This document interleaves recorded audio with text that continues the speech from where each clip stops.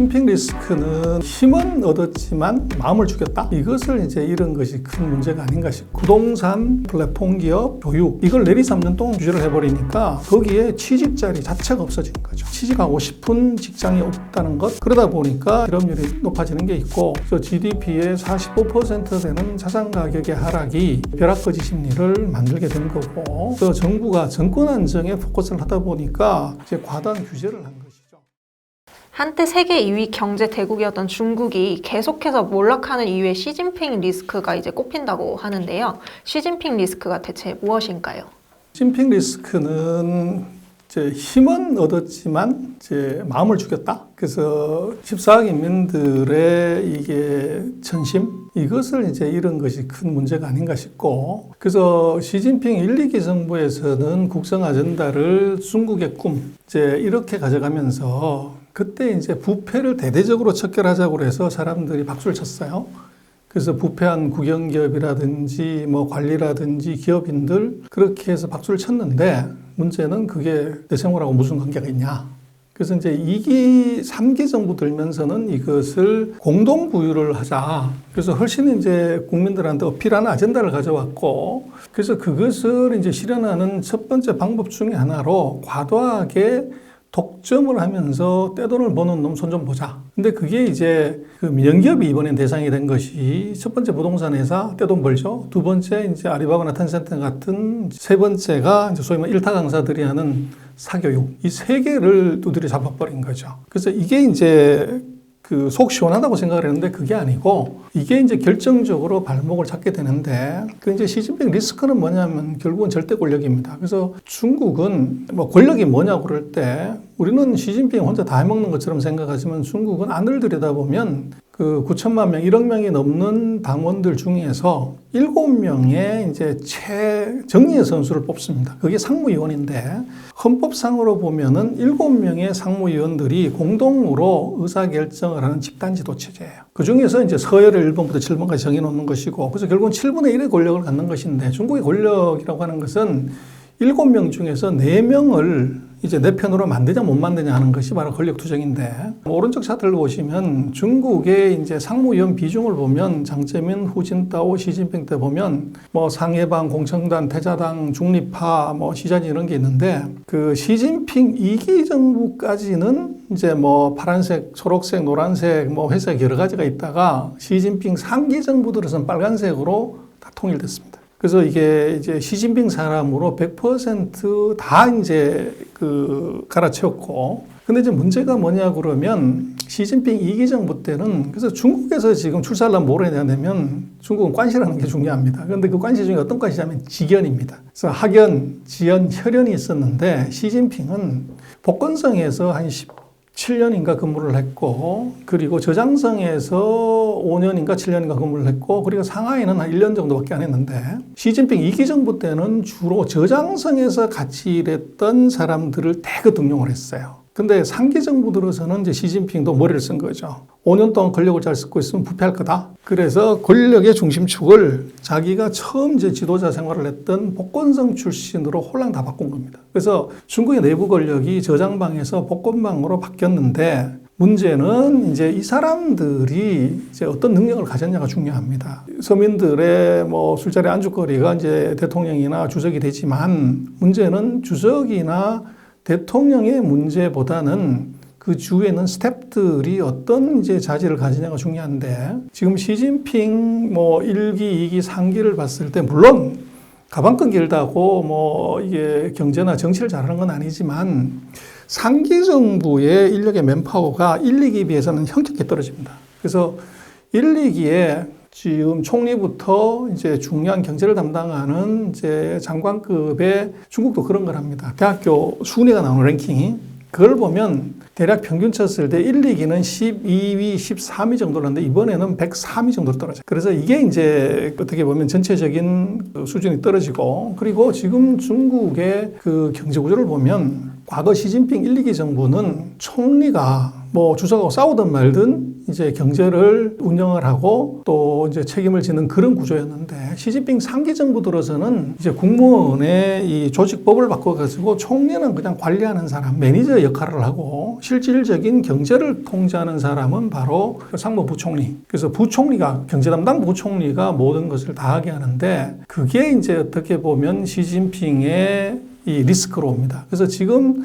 중국에서 경제를 총괄하는 사람이 바로 허리펑 부총리입니다. 근데 허리펑 부총리는 중국의 샤먼이라고 그 복건성에 있는 이제 그 작은 도시에 거기서 대학을 나오고 거기서 석사를 하고 박사를 한 사람입니다. 그리고 시진핑과의 인연 때문에 복건성에서 바로 중앙으로 올라와 가지고 이제 장관 그리고 부총리를 한 거죠. 그러다 보니까 상대적으로 과거의 이제 총리나 부총리에 비해서는 예를 들어서 지난기의 부총리 같은 경우는 류허 부총리는 미국의 하버드를 나왔습니다. 그리고 총리도 리커창 총리는 이게 북경대를 나왔죠. 그래서 국제적인 감각이나 중국 전체를 보는 이제 그런 시각이 굉장히 이제 강했는데 이번 경제를 총괄하는 이제 허리펑 부총리 같은 경우는 중국 전체를 보는 그런 경제를 운영해 본 경험이 굉장히 적고 그리고 해외에서 한 번도 생활해 보지 않았기 때문에 국제적인 감각이 굉장히 떨어지는 거죠. 그러다 보니까 이제 중국 국내 문제를 너무 이제 어떻게 보면 근시안적으로 다룬 그래서 중국의 경제 정책을 보면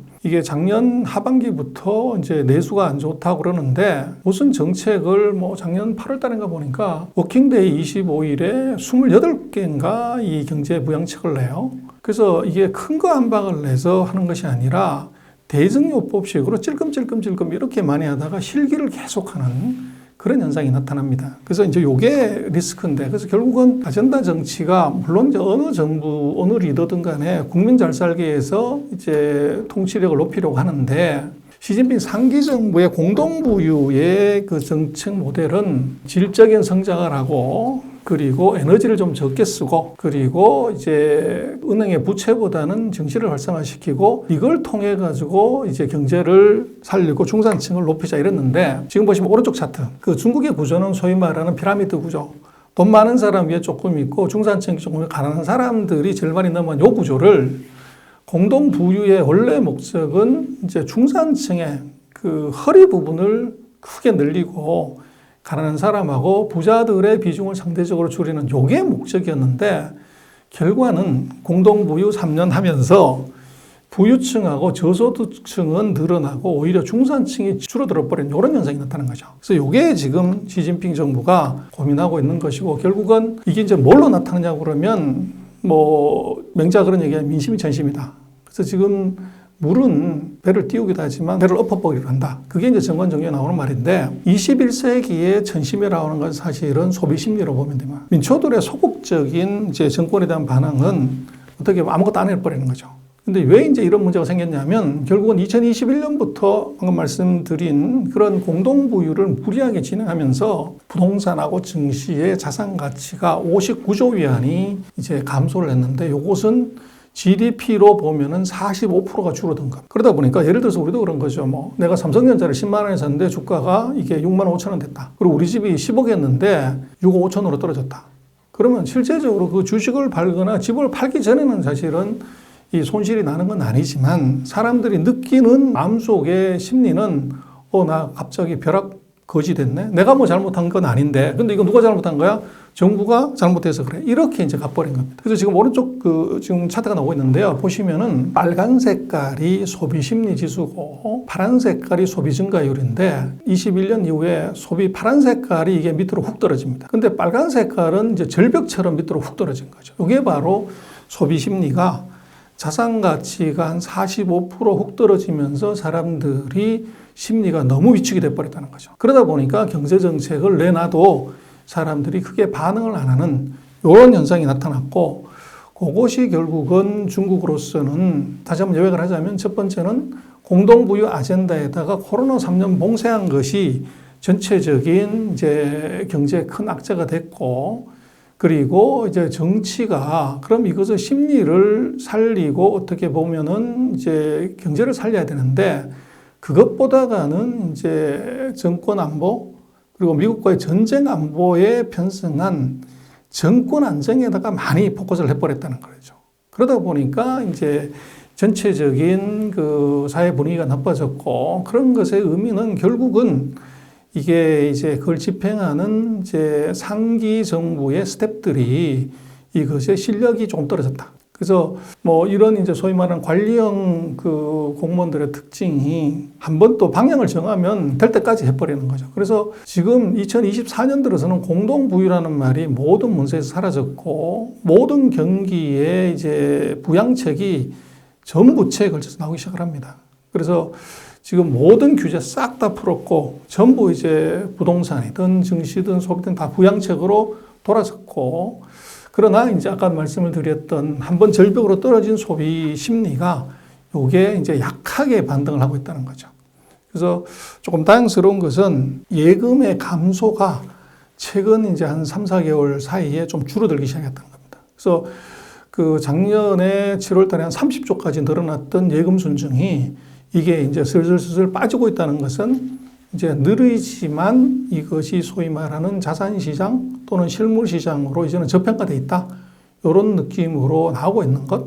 그래서 지금 상황은 그런 시진핑 리스크에서 이제 전략을 다시 방향을 전술을 바꾸면서 아주 느리지만 약한 회복이 지금 진행되고 있는 단계다. 뭐 그렇게 볼 수 있고 그것의 증거는 그 전 시간에 말씀드렸던 부동산의 재고 면적이 줄어들고 있고 은행의 그 예금 증가가 이것이 이제 빠지고 있다고 하는 것, 이게 이제 그런 작은 시그널이 아닌가 싶습니다. 중국의 내수 소비가 3달째 연속 내림세를 이어가고 있다고 합니다. 이렇게 중국의 소비가 빠르게 둔화되고 있는 이유는 무엇일까요?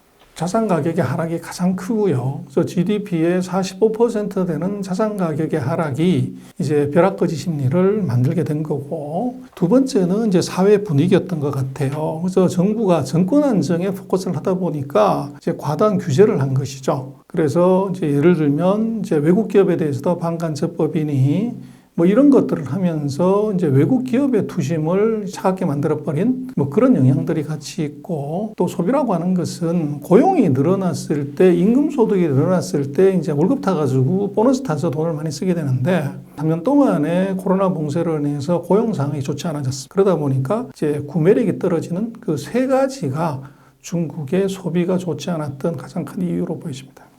중국 7월 청년 실업률이 무려 17.1%나 된다고 하는데요. 새로운 통계 후 최고치라고 하는데 중국 청년들이 취업에 어려움을 겪는 이유가 무엇일까요? 중국에 이제 규제하고 관계가 있습니다. 그래서 부동산, 그 다음에 플랫폼 기업, 교육, 이거 규제가 뭐 우리도 그렇습니다만 지금 중국의 MZ세대나 우리 MZ세대나 거의 똑같다고 봐야 돼요. 그래서 우리는 뭐 이제 2명 자녀 낳기를 하지만 중국은 최근 40년 1명밖에 안 낳기 때문에 중국의 뭐 소득이 13,000달러고 우리가 3만 달러 조금 넘는데 사실은 둘 키우는 것하고 1명 키우는 거하고 그 자본의 집약도로 보면 중국도 한 26,000달러 정도 수준으로 키운다고 봐야 되는 거죠. 그러다 보니까 이 중국의 MZ세대들의 사고는 우리하고 똑같고, 그래서 이 사람들도 생각하는 것이 예를 들어서 엔지니어다고 하면 컴퓨터를 놓고서 거기서 에어컨 빵빵하게 나오는 데서 이제 손가락으로 일을 하는 것이고 머리로 일하는 것이 엔지니어지, 닦고 조이고 기름치는 거 이거 아니라고 생각하는 거죠. 우리하고 똑같은. 그러다 보니까 지금 사회 구조 변화에 따라서 젊은이들이 생각하는 이제 좋은 직장과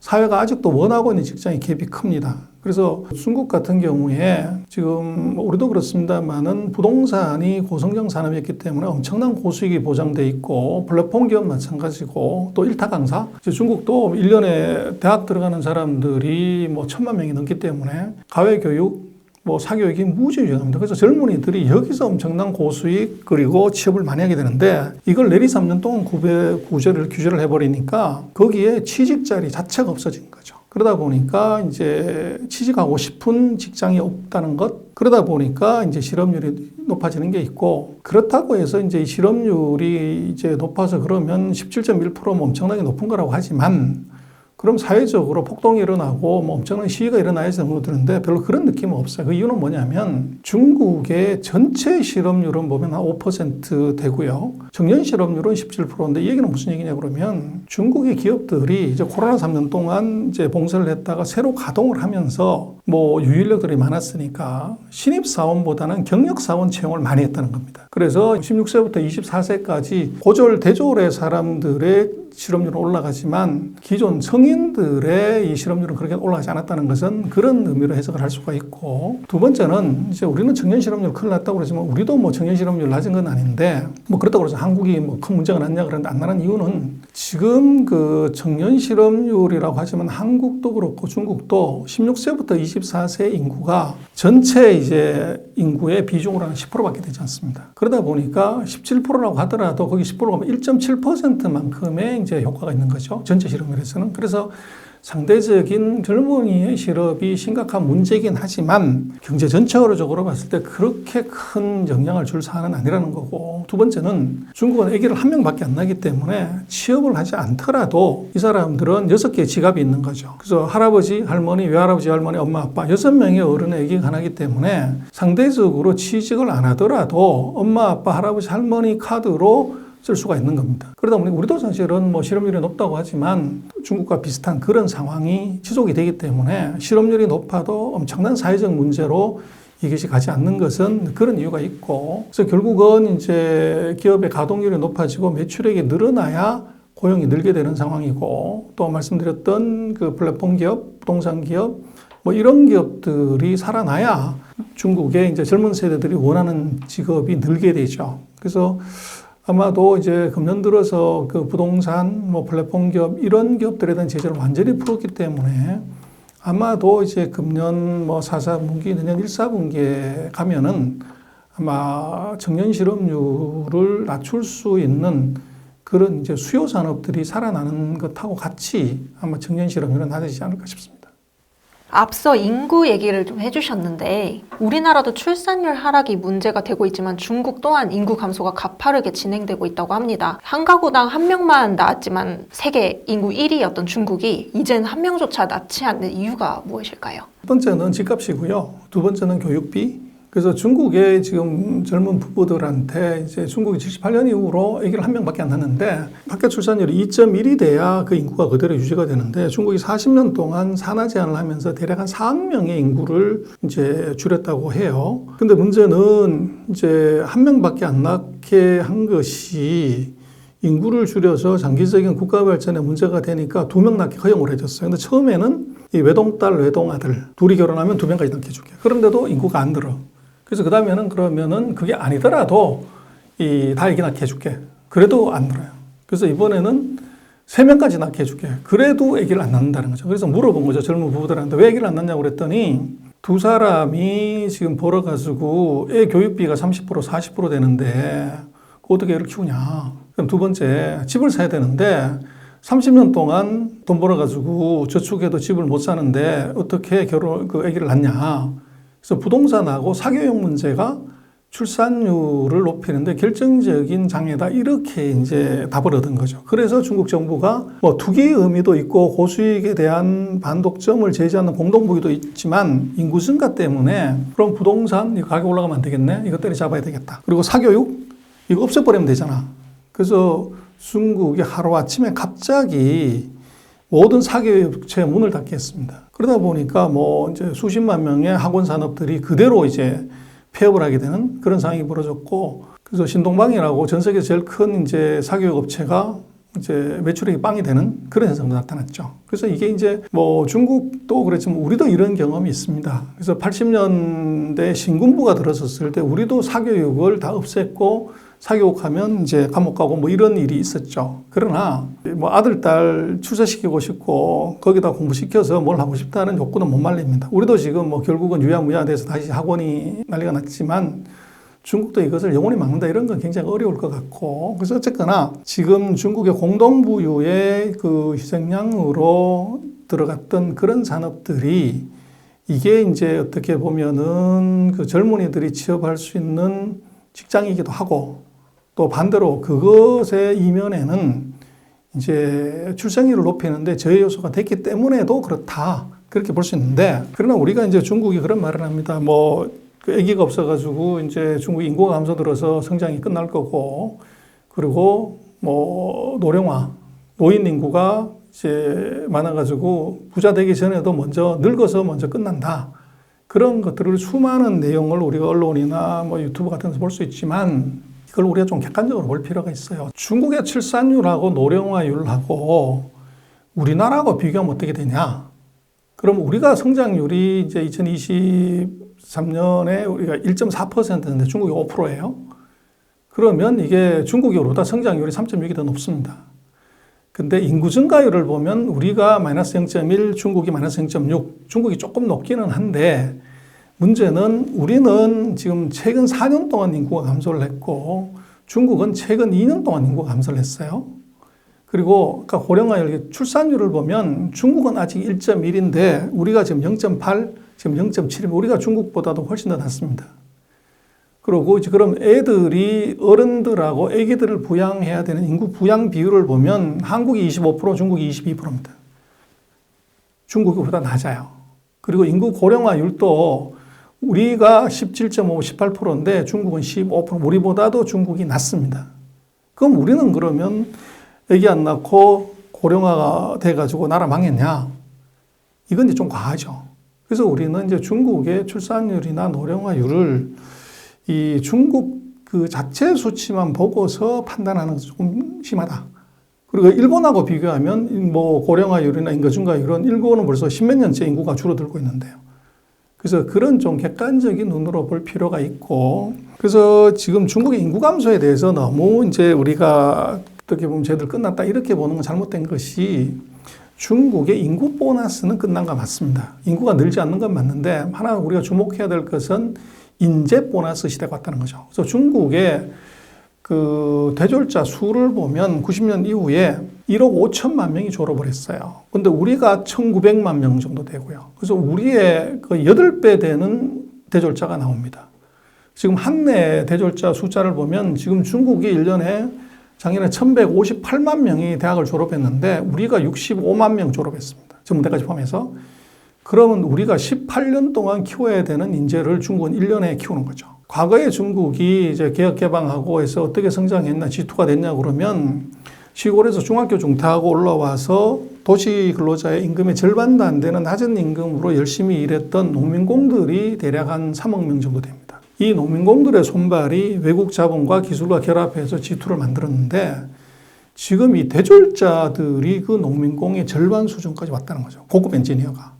그래서 이 사람들이 만들어내는 부가가치가 이게 이제 어떤 국면으로 갈 거냐를 봐야 되는 것이고, 생물학적 인구의 숫자가 줄어든다고 그래가지고 경제가 망했다 이렇게 보는 것은 일본이나 한국을 이제 비교를 해보면 그건 맞지 않는 거다 이렇게 볼 수 있고, 또 우리도 되돌아놓고 보면 70년대 80년대에 보면은 시골에서 중학교 중퇴하고 올라온 여공들이 한국의 많은 생산 현장에서 이제 일을 했고, 근데 그분들이 열심히 정말 손에 피 맺히게 일해서 번 돈 가지고 이제 시골에 있는 동생들, 아들, 딸들 교육시킨 거죠. 그래서 우리가 지금 인구가 정체되어 있거나 줄어들고 학교 출산율이 중국보다도 훨씬 낮은데도 우리가 잘 가는 이유는 결국은 인재들이죠. 반도체를 만들고 LCD를 만들고 핸드폰을 만드는 고부가 제품 만들 수 있는 엔지니어, 대졸자들의 숫자가 이게 이제 한국을 지탱하는 힘인데, 그럼 한국은 그게 가능한데 한국의 18배나 되는 대졸자들을 쏟아내고 있는 중국은 끝났다? 이렇게 보는 것은 너무 이것은 잘못 보는 거라는 겁니다. 그래서 중국의 인구 문제에 대해서는 그것이 생물학적 인구 증가는 끝났지만, 소위 말하는 인구 보너스는 끝났지만 어마어마하게 쏟아져 나오는 인재 보너스를 이걸 주목해서 봐야 되고, 그것을 오판하게 되면 중국의 실력을 과소평가하거나 이제 오판하는 결과를 만들 수 있을 것 같습니다. 그동안 중국이 인구수를 무기로 한 이제 제조업을 주요 산업으로 두고 있었는데요. 앞으로는 어떤 식으로 산업이 변화하게 될까요? 그래서 이제 중국이 우리가 오해하는 것은 중국은 이제 수출 안 되면 망하는 나라, 세계 공장 이렇게 생각을 하는데 중국은 이미 서비스와 소비가 GDP의 기여도를 보면 60%가 넘어가는 소비의 나라, 서비스의 나라입니다. 아까 말씀드렸던 1억 5천만 명이나 되는 대졸자들이 만들어낸 부가가치하고 기술이 이게 이미 G2로 올라왔고 철강, 배터리, LCD, 태양광, 폴리실리콘, 히토류, 전기차, 스마트폰, 자동차 여기에서 세계 1등은 다 중국입니다. 우리 같은 경우는 지금 조선을 이제 1등을 한다고 그러는데 이미 작년 보면은 이제 중국이 우리가 더 커졌고요. 그래서 우리가 지금 중국보다 잘한다고 하는 것은 반도체 하나 정도입니다. 그래서 이럴 정도로 중국의 지금 제조 기술 또 산업 구조에서 우위는 이미 한국을 넘어서고 있는데 우리는 여전히 중국이 이제 우리 거 베끼는 기술 베끼는 이제 어떻게 보면 카피캣이라고만 인지를 한다는 거죠. 그래서 아까 전 시간에 제가 말씀드렸지만 중국이 지금 생각하는 것은 철강, 배터리, 태양광, 폴리실리콘, 뭐 전기차 이게 아니고 차세대의 미래 기술 이게 퀀텀, AI, 휴노이드 로봇 뭐 이런 쪽으로 이미 이제 진행을 하고 있다는 거죠.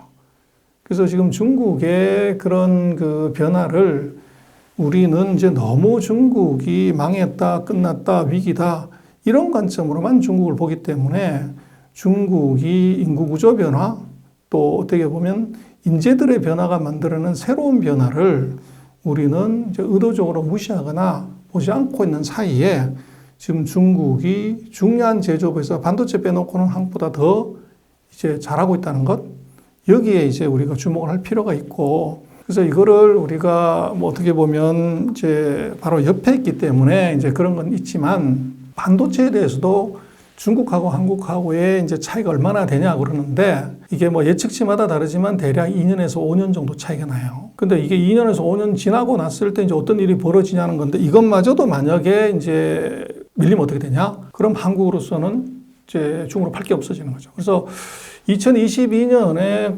과기정통부가 만든 걸 보면 지금 우리가 중요한 신산업에서 중국보다 잘하는 것은 반도체하고 2차 전지 두 개밖에 없다. 그리고 수소가 이제 있긴 한데 이건 아직 시장 형성이 안 됐고 차세대 통신, 사이버 보안, 첨단 모빌리티, 차세대 원자력, 첨단 로봇, AI, 첨단 바이오, 양자, 우주항공 여기서는 중국이 우리보다 월등히 더 위에가 있다는 거죠. 그래서 지금 우리가 중국의 기술 국산화를 가속화하는 것, 이거를 잘 안 보면은 안 된다. 그리고 지금 우리가 눈에 보이는 것, 중국이 의도적으로 미국과의 전쟁에서 숨기고 있는 것을 우리가 못 본 것 때문에 중국이 아무것도 안 하고 있는 것처럼 보는 것은 이것은 큰 실수다. 그래서 중국의 이런 첨단 산업에서의 대응, 요거를 우리가 조금 눈여겨봐야 되고, 거기에 이제 우리도 어떻게 대응할 것인지를 이걸 정말 연구하고 대책을 세우지 않으면 안 된다고 봅니다. 중국 경제는 여러 방면으로 이제 도전을 받고 있는데요. 이러한 위기를 헤쳐나가기 위해 중국이 가진 비장의 무기는 무엇일까요? 그래서 뭐 중국 같은 경우는 지금 모든 제조업에서 생산은 이제 시설 장악을 했고, 그러나 이제 첨단 기술에 있어서는 중국이 문제가 지금 되고 있습니다. 미국이 브로킹하기 때문에. 그래서 제가 볼 때는 바이든 대통령의 기술로 중국을 통제한다는 것은 이건 진짜 신의 한 수다. 근데 문제는 등소평이 이미 1992년에 장시성을 순찰하면서 무슨 소리를 했냐면 중동에 석유가 있다면 중국에는 히토류가 있다 이런 얘기를 했어요. 그래서 그때는 뭐 중국 사람도 그게 무슨 소리야 그랬지만 지금 모든 첨단 제품을 만든 데는 반드시 필요한 것이 히토류 금속이 들어가야 됩니다. 그래서 미국이 기술을 봉쇄하지만 중국은 이걸 자원의 방패로 이거 막을 수가 있어요. 지금 F-25 첨단 전투기 같은 경우도 전투기 한 대당 450kg의 히토류가 들어가야 됩니다. 근데 이 히토류를 보면은 지금 전 세계의 IT를 보면 빅데이터에서 IP를 뽑고 거기서 AI를 만들어 갖고 로봇 머리에 집어넣으면 이게 4차 산업혁명이죠.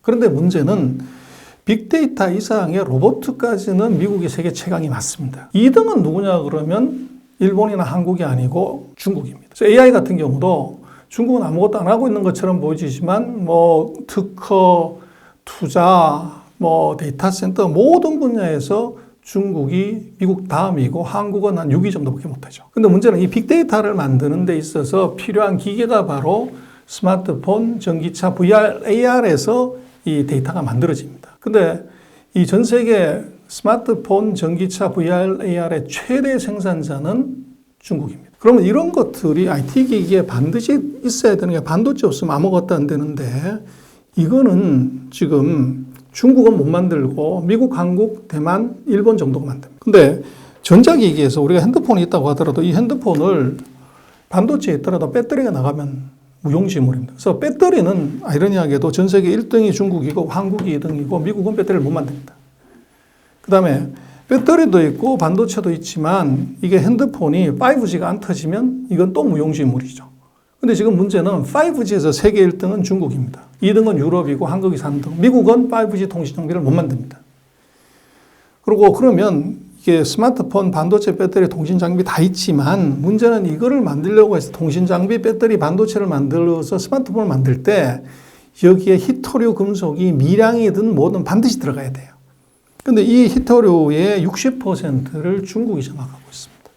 그러다 보니까 미국이 AI에서 세계 최강인 건 맞지만 먹이사슬의 맨 끝단에 있는 것, 예를 들어서 배터리, 히토류 금속, 여기에서 이제 특히 히토류 금속에서 공급을 줄인다고 하면 전 세계가 난리가 나는 문제가 생깁니다. 그래서 미국이 세긴 하지만 방금 말씀드린 AI, 빅데이터, 컴퓨터, 핸드폰, 반도체, 배터리, 5G, 히토류를 보면 중국의 비중이 이게 60에서 80, 그리고 미국 같은 경우는 생산 비중을 보면 10% 내외에 그치고 있습니다. 그래서 이게 이제 굉장히 중요한 문제고, 그래서 지금 중국이 쿠퍼, 구리, 리튬, 니켈, 코발트, 히토류 금속, 여기에 전 세계 시장의 40에서 60%를 장악하고 있다. 그래서 이 중국의 자원, 이게 이제 어떻게 보면 미중 전쟁에서 중국이 미국에 대항하는 방패가 될 수 있고, 지금 미국 같은 경우도 핵심 광물 대중 의존도를 보면 50% 이상 의존하는 품목이 7개고 80% 이상 의존하는 품목이 8개나 됩니다. 이걸 딱 끊었을 때